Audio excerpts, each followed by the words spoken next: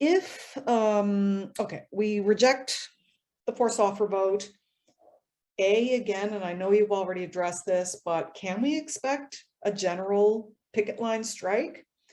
And if not, then what types of increases to work to rule can we expect? Like, what's work to rule going to look in the interim period if we reject the vote and the CEC is still not willing to come back to the table?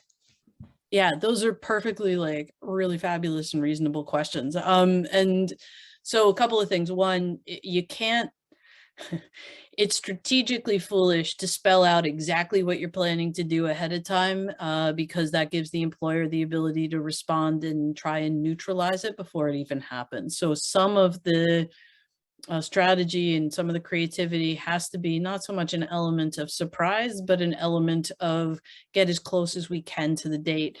So there's a couple of things to this though. One, as I've said before, and we'll say it again, we will not be out on a picket line on February 18th, on February 19th. And we have time to actually escalate and put pressure on. And the only reason we would need to is once the vote is once the offer is rejected, if the CEC refuses to negotiate, continues to refuse to negotiate, we will still extend voluntary interest arbitration.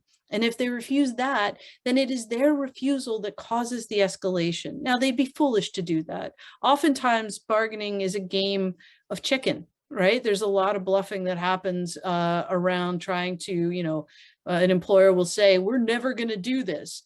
And then with enough pressure and enough sort of solidarity, they're forced into having to do it. Most employers operate on a principle of, I'm not going to do this unless you make me. Right. And this is an employer that engages in that kind of aggressive bargaining. We're not with an employer who does shared interest bargaining. We're with an employer who is very invested in positional bargaining and adversarial approaches. Right. It is awful. Randy, I just saw something pop up in the chat. I agree with you. It is ridiculous that it is being treated this way. And as I've said, we have done everything we can to stay high road, to find a middle path, to try and meet them halfway on proposals. The only thing that we can't do is give up entirely, right? The possibility of implementing what we need now. We are at, really, we have stripped it down as far as we can go. And we've said, look, if we're at impasse, fine. If you're at impasse, fine.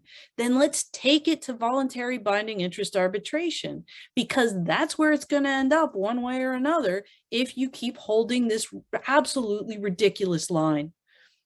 You can't treat people. You can't say, we respect you, we hear you, we believe in you as colleagues, and then turn around and tell people, these are your working conditions no matter what. We're ignoring every process related to collective bargaining there is.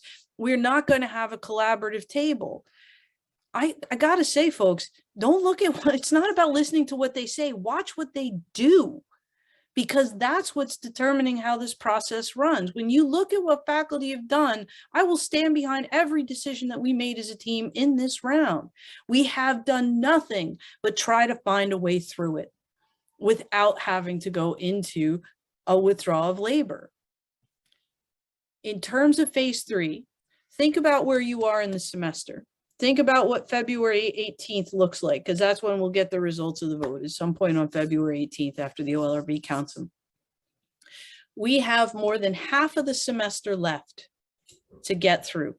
So we've got a lot of time and a number of pressure points that can be brought to bear between February 18th and the end of the semester. So what we're looking at is a very, as I said, it's a precise kind of instrument when you look at, okay, what are the things we can do? There's this, and this that will make it like first phase of the next plan. Okay, that's great. We know exactly what the pinch points are for our chairs and associate deans in terms of getting things done.